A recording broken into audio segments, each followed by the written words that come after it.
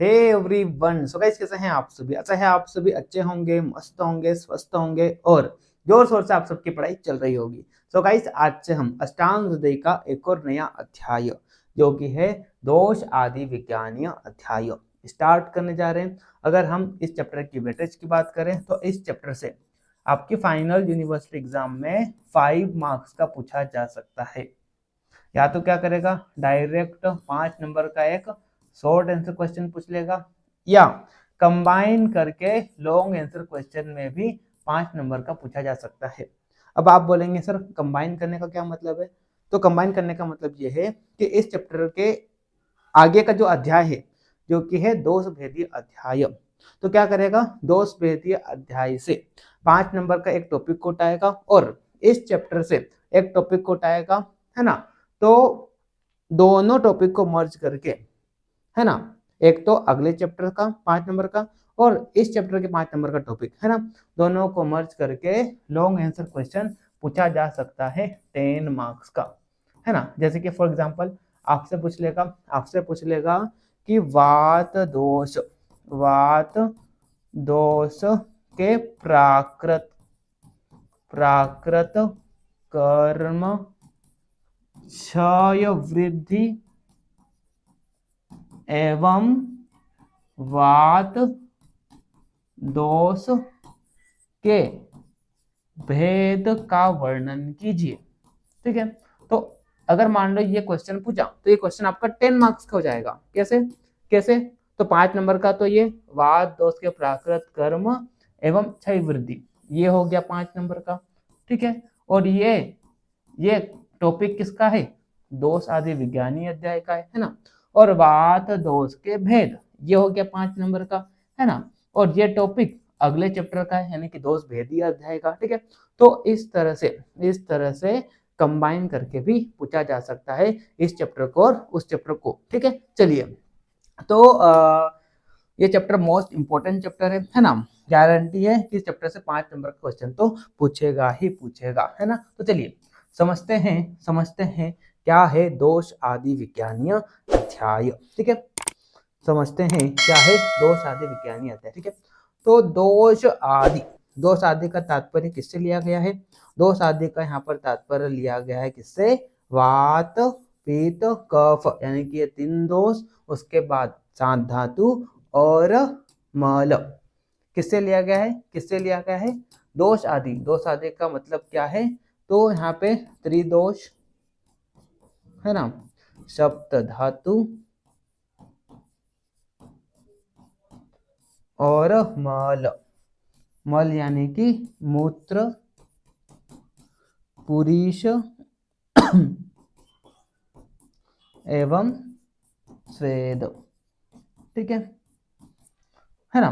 इन तीनों को शरीर का मूल भी कहा गया है ना। इन तीनों को शरीर का मूल भी कहा गया है, यानी कि ये तीनों क्या है? दिस आर द मूल ऑफ शरीर। आपने श्लोक पढ़ा होगा, दोष धातु मल मूलम ही शरीरम, यानी कि दोष वात पित्त कफ, धातु 7 धातु है, रस रक्त मांस मेद अस्थि मज्जा शुक्र, और मल मूत्र पुरीश एवं स्वेद।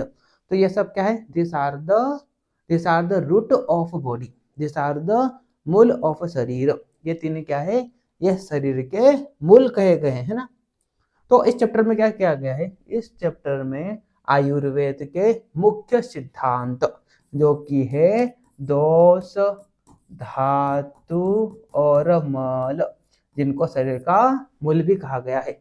तो इस चैप्टर में क्या किया है? आयुर्वेद के मुख्य सिद्धांत दोष, धातु, मल, इन तीनों का यह अध्याय क्या करता है? वैज्ञानिक ज्ञान प्रदान करता है। वैज्ञानिक ज्ञान का मतलब क्या है? वैज्ञानिक ज्ञान का मतलब है कि इस चैप्टर में दोष, धातु, मल, इन तीनों का प्राकृत कर्म बताया है। इन तीनों का क्षय और वृद्धि के लक्षण बताए हैं, है ना। क्षय और वृद्धि के लक्षण बताए हैं, और अगर मान लो इनकी क्षय या वृद्धि हो जाती है तो इनकी चिकित्सा कैसे की जाएगी, तो उसके बारे में भी इस चैप्टर में डिस्कशन किया गया है। तो इस तरह से दोष आदि विज्ञानीय अध्याय आयुर्वेद के मुख्य सिद्धांत, दोष, धातु, मल, इन तीनों का क्या करता है, वैज्ञानिक ज्ञान प्रदान करता है। वैज्ञानिक ज्ञान यानी कि इन तीनों का प्राकृत कर्म। अगर मान लो इन तीनों का क्षय या वृद्धि होता है, तो क्षय या वृद्धि होने पर हमारे शरीर में क्या लक्षण पाए जाएंगे, उस पे बारे में भी इस चैप्टर में बताया गया है ना। और अगर मान लो इन तीनों का क्षय या वृद्धि हो जाता है तो इनकी चिकित्सा कैसे की जाएगी, इसके बारे में भी इस अध्याय में बताया गया है। साथ ही में साथ ही में इस अध्याय में एक और टॉपिक है जो कि है ओज। ठीक है, तो यहाँ पे ओज का भी वर्णन किया गया है। ओज की क्षय या वृद्धि के लक्षण के बारे में बताया गया है, और अगर मान लो ओज का क्षय या वृद्धि हो जाता है तो उसकी चिकित्सा कैसे करना है, इसके बारे में भी इस चैप्टर में बताया गया है। ठीक है, तो इस तरह से ये वाला जो पूरा चैप्टर है, दो साधे विज्ञानीय अध्याय, इस चैप्टर में शरीर के मूल, दो धातु, मल, इनके बारे में यहाँ पे डिस्कशन किया गया है। ठीक है, इस चैप्टर को कैसे पढ़ना है, तो इस चैप्टर को पढ़ने का तरीका ये है कि आपको क्या करना है, इस चैप्टर को 4 टॉपिक में डिवाइड कर लेना है ना। इस चैप्टर को आपको 4 टॉपिक में डिवाइड कर लेना है। पहला टॉपिक है दोष, है ना, दूसरा टॉपिक है धातु, तीसरा टॉपिक है मल, और चौथा टॉपिक है ओज। ठीक है, इस तरह से आपको क्या करना है, 4 टॉपिक में इस चैप्टर को डिवाइड कर लेना है ना।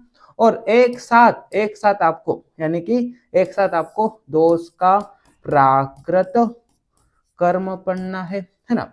एक साथ अगर मान लो दोषों की क्षय या वृद्धि हो जाते हैं तो उनके क्या लक्षण है, उसको आपको पढ़ना है। ठीक है, और इनकी क्या चिकित्सा है, इसको आपको एक साथ पढ़ना है। ठीक है, तो इस तरह से सबसे पहले आपको दोष के प्राकृत कर्म, दोषों के क्षय या वृद्धि और उनकी चिकित्सा, है ना। उसके बाद आपको 7 धातुओं के प्राकृत कर्म को पढ़ लेना है। ठीक है, फिर इनके क्षय या वृद्धि के लक्षण क्या है, उसको आपको पढ़ लेना है। ठीक है, और चिकित्सा क्या है, वैसे ही मल के प्राकृत कर्मों को, वैसे ही आपको ओज का वर्णन करके इनके क्षय या वृद्धि के लक्षण को और इसकी चिकित्सा क्या है। ठीक है, तो इस तरह से आपको क्या करना है, अगर इस चैप्टर को आप आसान बनाना चाहते हो तो आपको सबसे पहले इस चैप्टर को 4 टॉपिक में डिवाइड कर लेना है। क्या है, दोष, धातु, मल एवं ओज। ठीक है, और एक साथ आपको दोष को पढ़ लेना है, उसके बाद धातु को पढ़ लेना है, उसके बाद मल को पढ़ लेना है, और उसके बाद फिर ओज को पढ़ लेना है। तो ये चैप्टर पढ़ना क्या हो जाएगा, बिल्कुल आसान हो जाएगा, है ना।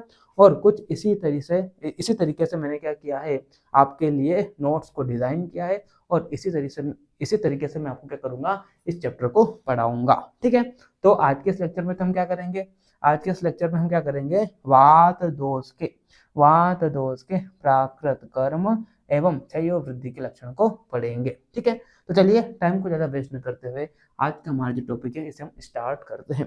इसको स्टार्ट करने से पहले जो लोग यूट्यूब पर लेक्चर देख रहे हैं तो उनको मैं इन्फॉर्मेशन दे दूं कि अगर आपने अभी तक आयुर्वेद एप्लीकेशन को डाउनलोड नहीं किया है तो लिंक आपको डिस्क्रिप्शन में दिया गया है, अभी जाइए एप्लीकेशन को डाउनलोड कीजिए। अगर आप 24 बैच के स्टूडेंट है ना, तो आपको सुश्रुत 2.0 कोर्स में एनरोल करना है। और अगर आप 2025 बैच के स्टूडेंट है, यानी कि अभी आपने एडमिशन लिया है ना रिसेंट में, तो आपको क्या करना है, सुश्रुत 3.0 कोर्स में एनरोल करना है ना। इनरोल करने से क्या होगा, इनरोल करने से ये होगा कि आपको एक ही जगह पर सारे लेक्चर मिल जाएंगे, लेक्चर के आपको नोट्स भी मिल जाएंगे। यूट्यूब पर मैं सिर्फ और सिर्फ हर लेक्चर का डेमो प्रोवाइड करता हूँ ताकि आपको पता चले कि हमारे यहाँ पर भी क्या होती है, क्लासेस होती है। ठीक है, इसलिए मैं एज अ डेमो यूट्यूब पर लेक्चर अपलोड कर देता हूँ। बाकी आपको रेगुलर क्लासेस कहाँ पर मिलेगी, एप्लीकेशन पर मिलेगी, लिंक डिस्क्रिप्शन में दिया गया है, जाइए फटाफट चेक कीजिए, वहाँ पर भी डेमो देखिए, है ना। और अगर आपको कोर्स अच्छा लगता है तो आप कोर्स में एनरोल कर सकते हैं। ठीक, तो चलिए स्टार्ट करते हैं, टाइम को ज़्यादा वेस्ट न करते हुए आज का हमारा जो टॉपिक है उसको। ठीक है, चलिए तो सबसे पहले हम क्या करेंगे, सबसे पहले हम वात दोष के वात दोष के प्राकृत कर्म एवं क्षय और वृद्धि के लक्षण को पढ़ेंगे। ठीक है, चलिए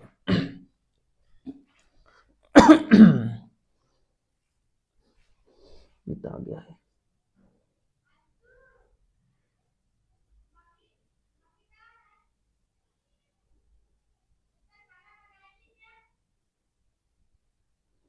ठीक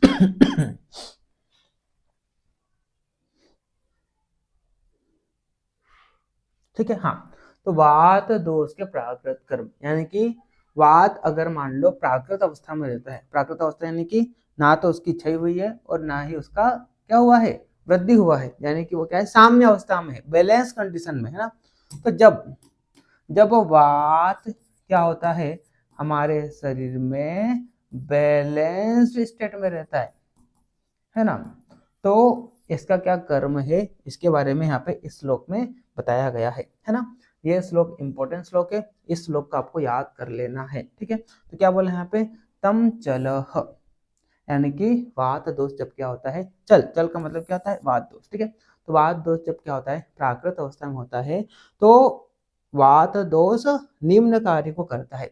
जैसे कि यहाँ पे सबसे पहले क्या बोला, उत्साह, उत्साह यानी कि वात दोष is responsible for maintaining enthusiasm in the body, यानी कि हमारे शरीर में उत्साह को बनाए रखता है। ठीक है, क्या होता है उत्साह का मतलब इंग्लिश में, एंथुसियाज्म, यानी कि वात दोष is responsible for maintaining enthusiasm in the body, हमारी बॉडी में उत्साह को बनाए रखता है अगर ये प्राकृत अवस्था में रहता है तो। ठीक है, आगे यहाँ पे क्या बोला, उच्छ्वास, उच्छ्वास का मतलब क्या होता है, उच्छ्वास का मतलब होता है एक्सपायरेशन, है ना। निःश्वास, इसका मतलब क्या होता है, इंस्पायरेशन, यानी कि जब बात क्या होता है, प्राकृत अवस्था में होता है तो it is responsible for exhalation and inhalation process, यानी कि एक्सपायरेशन और इंस्पायरेशन प्रोसेस के लिए क्या होता है, रिस्पॉन्सिबल है। ठीक है, आगे यहाँ पे क्या बोला, चेष्टा, है ना। चेष्टा, चेष्टा का मतलब क्या होता है, चेष्टा का मतलब होता है उठना, बैठना, चलना, फिरना, इस तरह से बॉडी के जो मूवमेंट होते हैं उसके लिए भी कौन रिस्पॉन्सिबल है, वात दोष रिस्पॉन्सिबल है। आगे यहाँ पे क्या बोला, वेग प्रवर्तन, यानी कि वात दोष जो होता है ये मल मूत्र आदि वेगों की प्रवृत्ति करता है। ठीक है, यानी कि मल मूत्र आदि वेगों की प्रवृत्ति किस कारण होती है, यानी कि इनका एक्सक्रीशन जो होता है उसके लिए भी कौन रिस्पॉन्सिबल है, वात दोष रिस्पॉन्सिबल है। ठीक है, आगे यहाँ पे क्या बोला, सम्यक गत्याच धातु नाम, यानी कि धातु की सम्यक गति जो होती है शरीर में उसके लिए भी कौन रिस्पॉन्सिबल है, वात दोष रिस्पॉन्सिबल है। ठीक है, तो इस प्रकार से उत्साह, उच्छ्वास, निःश्वास, चेष्टा, वेग प्रवृत्ति, धातुओं की सम्यक गति, इसके लिए कौन रिस्पॉन्सिबल है, वात दोष रिस्पॉन्सिबल है। ठीक है, चलिए तो देखिए यहाँ पे, देखिए यहाँ पे उत्साह, दूसरा उच्छ्वास, निःश्वास, चेष्टा, वेग प्रवृत्ति, धातुओं की सम्यक गति, और एक और यहाँ पे फंक्शन है, इंद्रियों में विषय ग्रहण करने की शक्ति उत्पन्न करने का उपकार करता है, यानी कि इंद्रियों का अपने अपने विषयों को ग्रहण करना, इसके लिए भी कौन रिस्पॉन्सिबल है, वात दोष रिस्पॉन्सिबल है ना। चलिए फिर आगे बढ़ते हैं, देखिए यहाँ पे एक बार फिर आप नोट्स देख लीजिए इंग्लिश में, है ना। हिंदी और इंग्लिश दोनों में मैं यहाँ पे क्या करता हूँ, नोट्स लेकर आता हूँ। ठीक है, तो अभी हमने हिंदी में देखा, इंग्लिश में देख लीजिए। It maintain the body with enthusiasm, it is responsible for expiration, it is responsible for inspiration, also it play important role in movement of various body parts, it also help in maintenance of धातु, यानी कि सम्यक गति जो होती है धातुओं की उसके लिए भी रिस्पॉन्सिबल है कौन, वात दोष, है ना। एक्सपल्सन ऑफ नेचुरल अर्थ, यानी कि मल मूत्र इन सबके एक्सक्रीशन के लिए भी कौन रिस्पॉन्सिबल है, वात दोष, है ना। एंड किननेस ऑफ सेंस परसेप्शन, यानी कि इंद्रियों का अपने विषय को ग्रहण करना, इसके लिए भी कौन रिस्पॉन्सिबल है, वात दोष रिस्पॉन्सिबल है। ठीक है, चलिए अब वात क्षय वृद्धि के लक्षण, है ना। तो वात का अगर मान लो बॉडी में क्या हो जाता है, वृद्धि हो जाता है किसी कारणवश, या इसका क्या हो जाता है, क्षय हो जाता है ना, तो क्या लक्षण देखने को मिलेंगे हमारे शरीर में, तो उसके बारे में यहाँ पे बताया गया है। ठीक है, तो सबसे पहले यहाँ पे बोला वात वृद्धि, है ना। अगर मान लो हमारे शरीर में वात की क्या हो जाती है, वृद्धि हो जाती है, तो उसके क्या लक्षण देखने को बोलेंगे, यहाँ पे देखिए वृद्ध अस्तु कुरुते अनिल, यानी कि अगर मान लो वात दोष की हमारे शरीर में क्या हो जाती है, वृद्धि हो जाती है, तो हमको निम्न लक्षण दिखाई देते हैं। सबसे पहले यहाँ पे क्या बोला, कार्श, यानी कि बॉडी में क्या होता है, पतलापन सा लगता है। ठीक है, आगे यहाँ पे क्या बोला, काषण्य, काषण्य यानी कि कालापन होना, किसका, नाखूनों का, नेत्र का है, नेत्र के आसपास ये जो घेरा दिखाई दे रहा है ये क्या पड़ जाता है, काला पड़ जाता है अगर मान लो वात की वृद्धि होती है तो, ठीक है। आगे यहाँ पे क्या बोला, उष्ण काम यानी कि उष्ण आहार लेने की इच्छा होती है, ठीक है। आगे यहाँ पे क्या बोला, कंपन, कंपन है ना, कंप यानी कि ट्रेमर यानी कि कपकपी होती है शरीर में, है ना। अनाह यानी कि पेट फूल जाता है, ठीक है।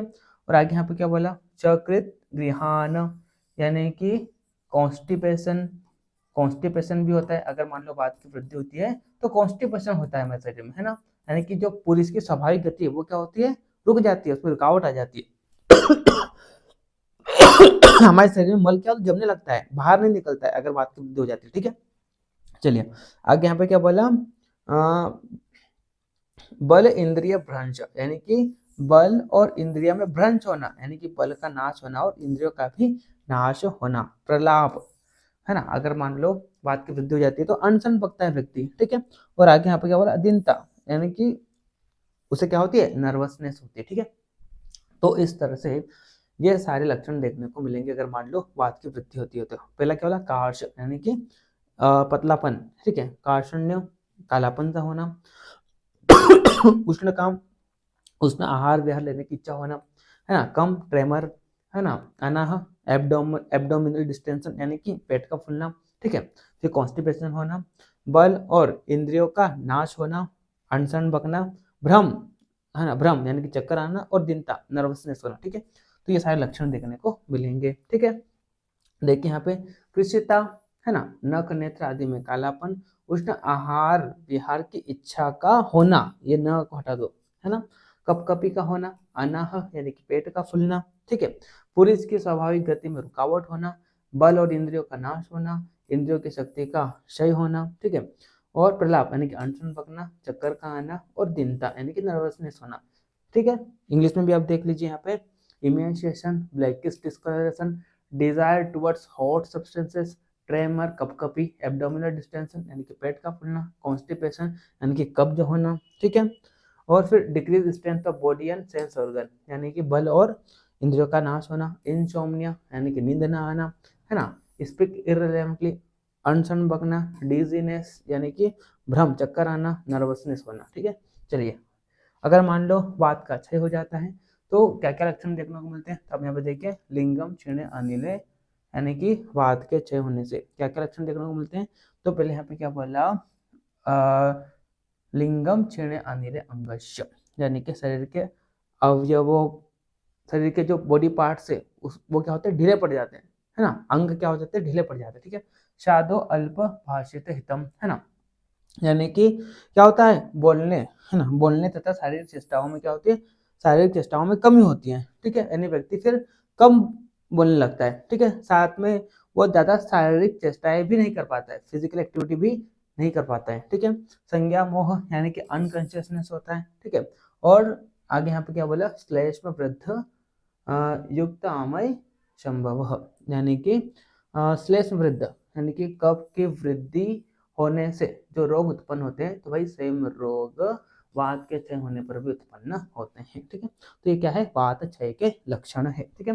एक बार फिर इंग्लिश में देख लीजिए यहाँ पे, है ना, weakness in the body, diminished speech and physical activity, loss of consciousness यानी कि व्यक्ति अनकॉन्शियस हो जाता है, एंड सिम्टम ऑफ इंक्रीज्ड कफ यानी कि कफ बढ़ने पर जो सिम्टम्स दिखाई देते हैं वही सेम सिम्टम्स वात के क्षय के होने पर भी दिखाई देते हैं, ठीक है। तो इस तरह से आज के इस लेक्चर में हमने वात के प्राकृत कर्म और वात के क्षय और वृद्धि के लक्षण को पढ़ा। नेक्स्ट आने वाले लेक्चर में हम पित्त और कफ को एक साथ कवर कर लेंगे, उसके बाद हम धातु को पढ़ेंगे, है ना, धातु के प्राकृत कर्म और धातु के क्षय वृद्धि के लक्षण, और उसके बाद हम क्या करेंगे, ओज को कवर करेंगे। तो इस तरह से हमारा ये वाला जो चैप्टर है 2 साध्य विज्ञानी अध्याय पूरा कंप्लीट हो जाएगा। आई होप आपको लेक्चर समझ में आया होगा। मिलते हैं नेक्स्ट लेक्चर में, तब तक के लिए okay bye, see you again.